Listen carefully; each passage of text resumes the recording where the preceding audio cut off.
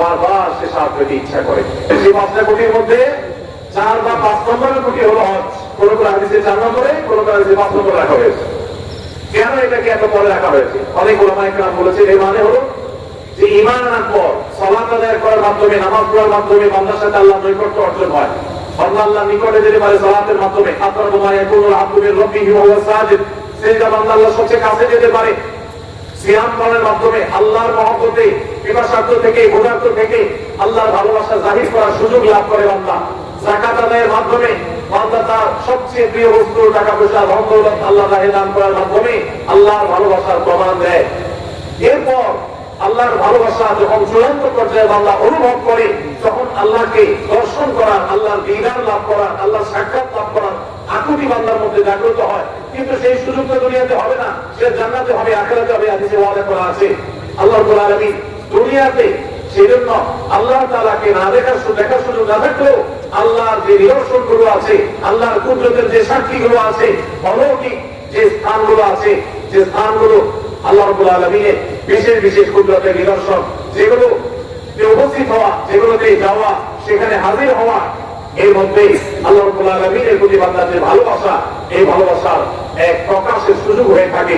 সেজন্য আল্লাহ তাআলা হজের এই তত্ত্বটাকে রেখেছেন সবগুলোর শেষে, যে সবগুলো করার পর যখন বান্দা অনেক বেশি আল্লাহর দিদার লাভের জন্য আগ্রহ অনুভব করবে, তখন সে হজে চলে যাবে। সে আল্লাহকে দেখতে পাবে না, কিন্তু আল্লাহর ঘরের তওয়াফ করবে। সে আল্লাহকে দেখতে পাবে না, কিন্তু আল্লাহর সাহায্যের গুলো, তার নিদর্শনগুলো অবলোকন করবে। এর মাধ্যমে তার ঈমান তরতাজা হবে। ভাইরা আমার, এই জন্য হজ এবং উমরা এবং হজ উমরার যে জায়গাগুলো, বিশেষ করে হারামাইন, মসজিদে হারামাইন এবং আল্লাহর যে কুদরতের নিদর্শনগুলো আছে, সাফা মারওয়া, ইন্না সাফা ওয়াল মারওয়া মিন শাআইরিল্লাহ, আল্লাহর নিদর্শনগুলোর মধ্যে থেকে একটা সাফা মারওয়া, আল্লাহ হাজার লক্ষ পাহাড়ের মতো নয়।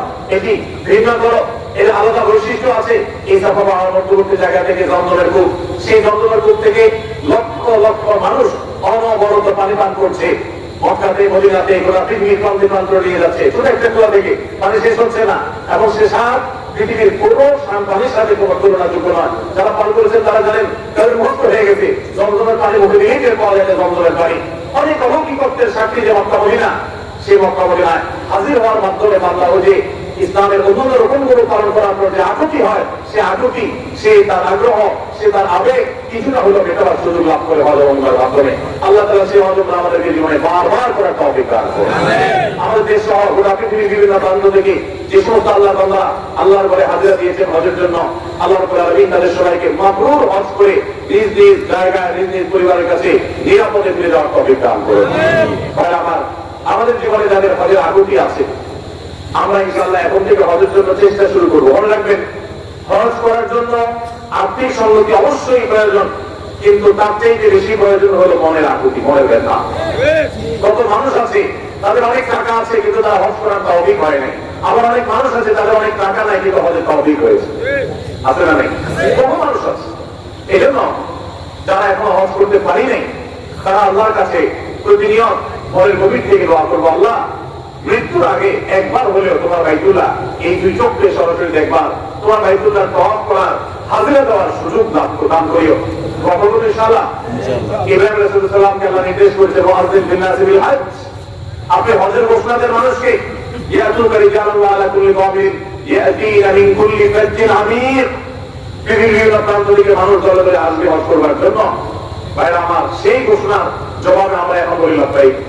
উনি তখন রোল কল করেছেন, সেই রোল কলের জবাবে আমরা এখন বলি ইয়েস প্রেজেন্ট, আমরা এখন বলি লব্বাইক। এই প্রেমময় ইবাদত, এটি সম্পাদনের জন্য দিলের আকুতি লাগবে, ব্যথা লাগবে, দরদ লাগবে, চোখের পানি লাগবে, দোয়া লাগবে। এখন থেকে দোয়া শুরু করে দেন এবং সাধ্য অনুযায়ী টাকা জমাইতে শুরু করে দেন। চেষ্টা করে যাবেন ইনশাআল্লাহ। আল্লাহ তাআলা আমাদের সবাইকে তৌফিক দান করুন। যতদিন পর্যন্ত আমরা হজ করতে পারছি না, ততদিন পর্যন্ত আমরা কিছু আমলের মাধ্যমে হজ এবং উমরার সওয়াব লাভ করতে পারি। হজ করার যে আসল মর্যাদা, প্রকৃত মর্যাদা, সেটা হজ করার মাধ্যমেই শুধু লাভ হবে। কিন্তু আমরা এমন 5টি আমলের কথা জানবো, যে 5টি আমল আমরা আমাদের নিজ জায়গায় বসে যদি করি, আল্লাহ রাব্বুল আলামিন এই আমলগুলোর বিনিময়ে হজ করে যে পরিমাণ সওয়াব আমি পেতাম, আমার অ্যাকাউন্টে, আমার আমল নামাতে ওই পরিমাণ সওয়াব আল্লাহ তাআলা লিখে দিবেন। তাহলে যারা হজ করতে পারছি না, তারা হজ করার জন্য চেষ্টা করবে।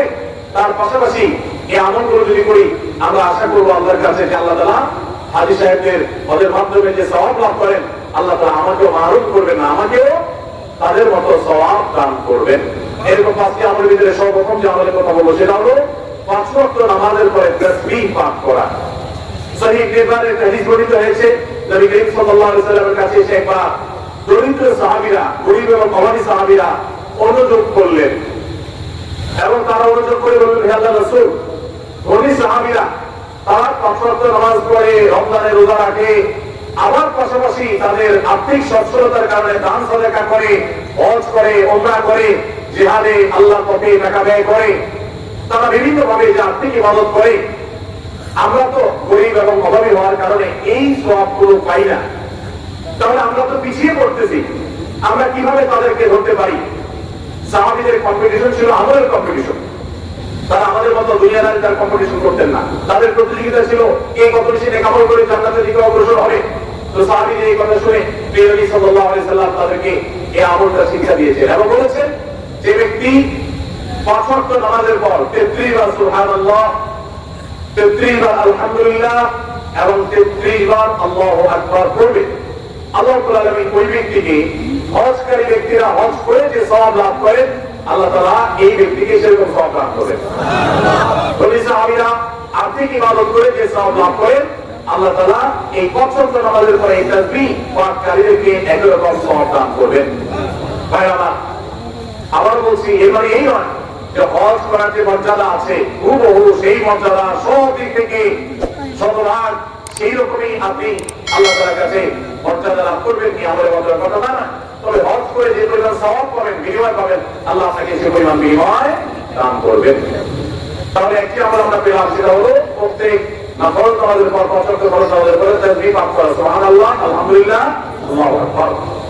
কোন বর্ণনায় সুবহানাল্লাহ এবং আলহামদুলিল্লাহ 33 এবং আল্লাহু আকবার 34 বার বর্ণিত হয়েছে, সেটা আমরা অনেকেই করি, আমরা আমাদের সমাজে প্রচলিত আছে, এটা করলেও হবে ইনশাআল্লাহ। 33 বার সুবহানাল্লাহ, 33 বার আলহামদুলিল্লাহ এবং 34 বার আল্লাহু আকবার।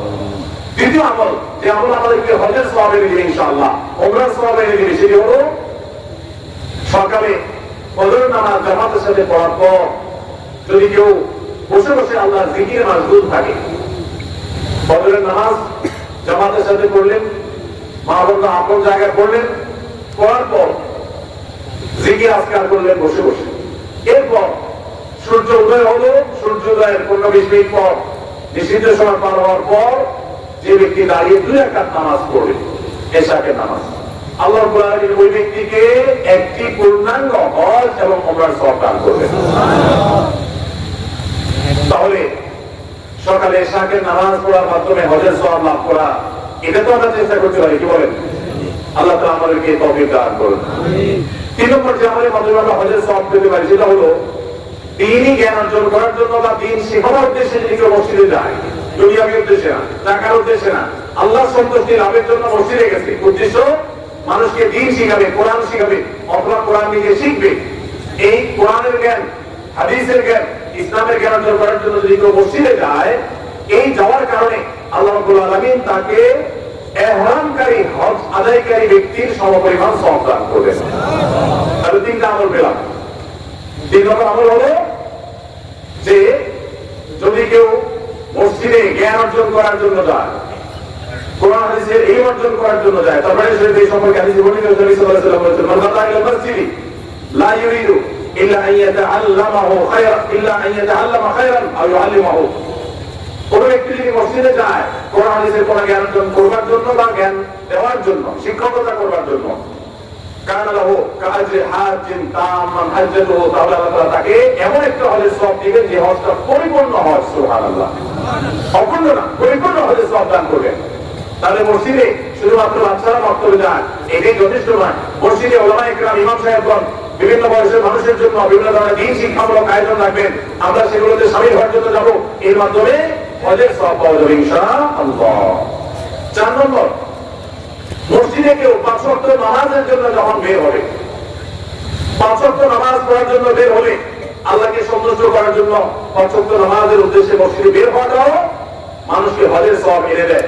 এই সম্পর্কে নবী সাল্লাল্লাহু আলাইহি ওয়াসাল্লামের হাদিস বর্ণিত হয়েছে যে এই ব্যক্তিকে আল্লাহ রাব্বুল আলামিন আজরুহু কাজরিল হাজ্জিল মুহরিম, ইহরাম পরিহিত হজ আদায়কারী হাজি সাহেবের মতো বিনিময় আল্লাহ তাআলা মসজিদে নামাজের উদ্দেশ্যে, ফরজ নামাজের উদ্দেশ্যে যারা যায় তাদেরকে দান করেন।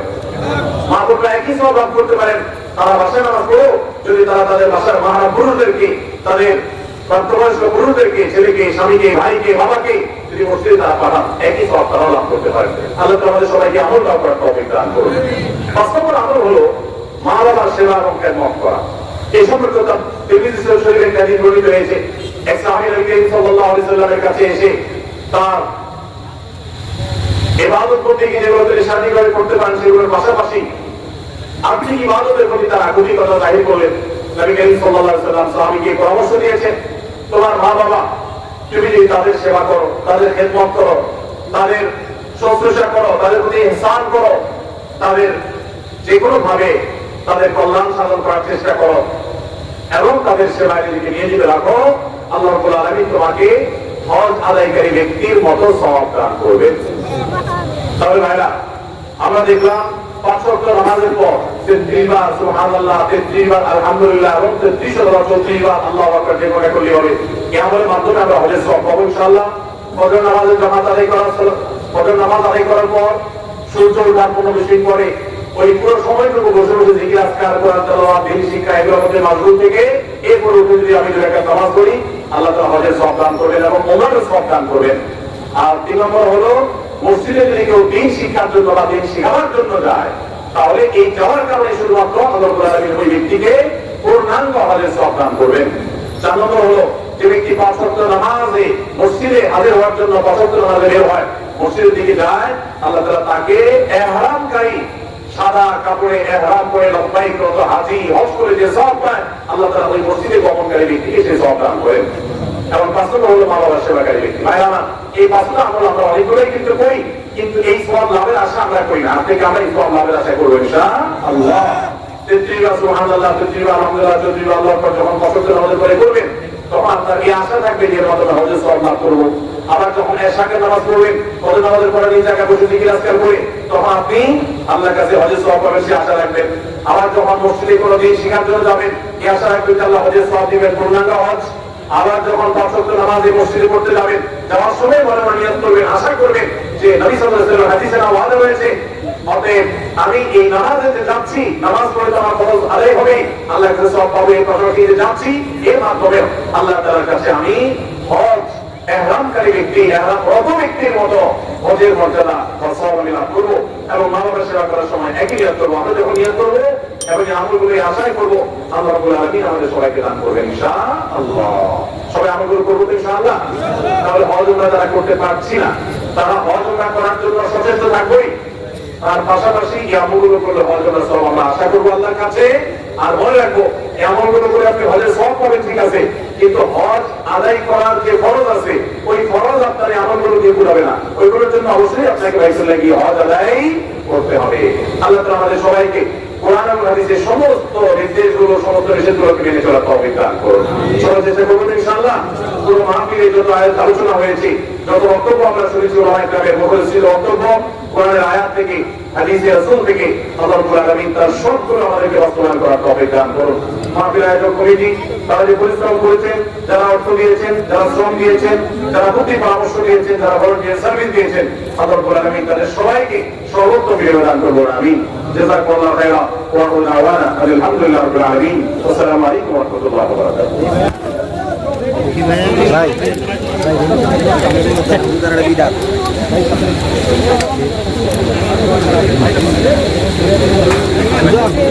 করে না।